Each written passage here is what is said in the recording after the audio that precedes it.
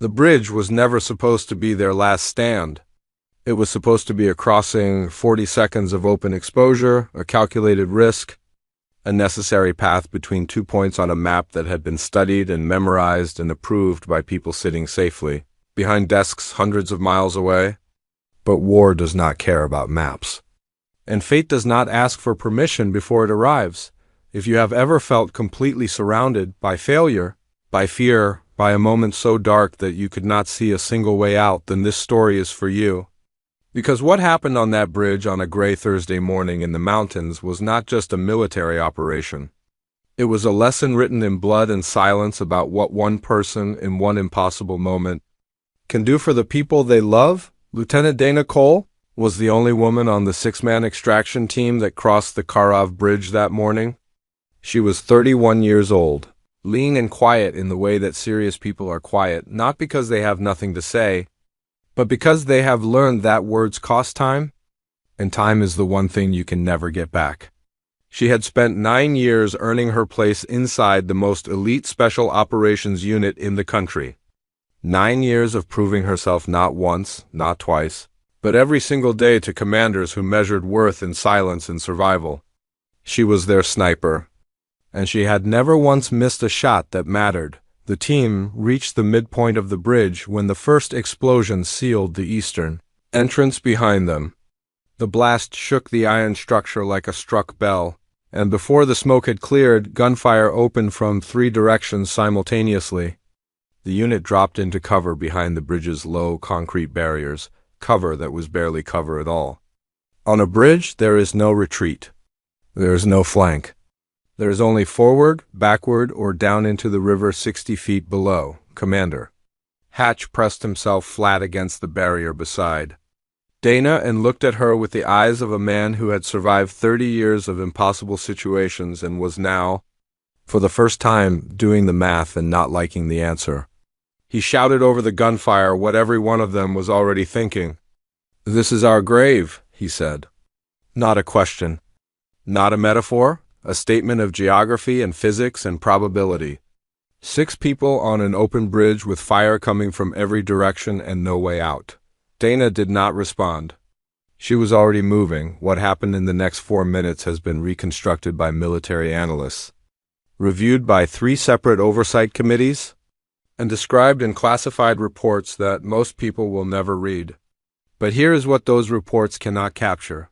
The feeling inside Dana's chest as she crawled to the northern edge of the bridge on her elbows and knees while rounds sparked off the iron above her head. It was not courage in the way movies show courage. It was not the absence of fear. It was something quieter and more terrifying than either of those things. It was a decision. A clear, cold, deliberate decision that she made in the space between 2 heartbeats, that if someone was going to die on this bridge today, it was not going to be because she had hesitated. She reached the edge. She pulled her rifle to her shoulder. The first hostile position was 430 meters northwest, elevated, partially concealed behind a stone outcrop. She calculated wind, angle, distance, and the particular way her own hands were trembling, not from fear but from the cold, and she adjusted for all of it simultaneously, the way a musician adjusts for the acoustics of a room. She fired once. The position went silent. The second was moving. A fatal mistake that most shooters would have used as an excuse to wait. Dana used it as a target. She tracked, exhaled, fired. The movement stopped. The third position was the most dangerous, directly behind the team, covering the eastern retreat that was already destroyed. Taking it meant exposing herself completely, rising above the barrier and presenting a full silhouette against the open gray sky. Every person who understood what she was doing held their breath.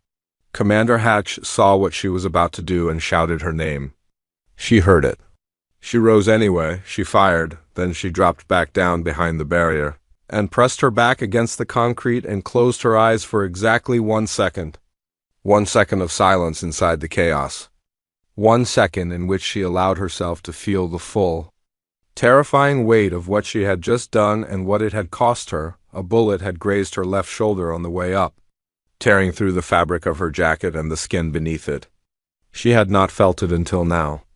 She felt it now, but the guns had stopped. Commander Hatch was the first to reach her. He knelt beside her and looked at the wound and then looked at her face and said nothing for a moment because there was nothing in the English language that was adequate for what he had just witnessed. Finally, in a voice that did not sound like a commander's voice at all, in a voice that sounded like a man who had just been handed back his life by someone who had chosen to spend their own, he said, "How did you do that?" Dana looked at him, and despite the blood and the cold and the shaking in her hands, she almost smiled. "I just decided," she said quietly, "that I wasn't ready to let any of you go." They crossed the rest of the bridge in silence. All 6 of them, together. Dana Cole received the highest honor her country could give a soldier. But on the night of the ceremony, when someone asked her what she was thinking in that single second before she rose above the barrier, she gave an answer that no report has ever been able to classify. She said, "I wasn't thinking about dying. I was thinking about them living." That is what love looks like when it has been trained and tested and pushed to the very edge of everything. It rises, even when rising means the end. It rises anyway. If this story touched something in you, share it with someone who needs to be reminded that one person, in one moment, can change everything. And please subscribe for more stories that remind you just how powerful the human heart really is.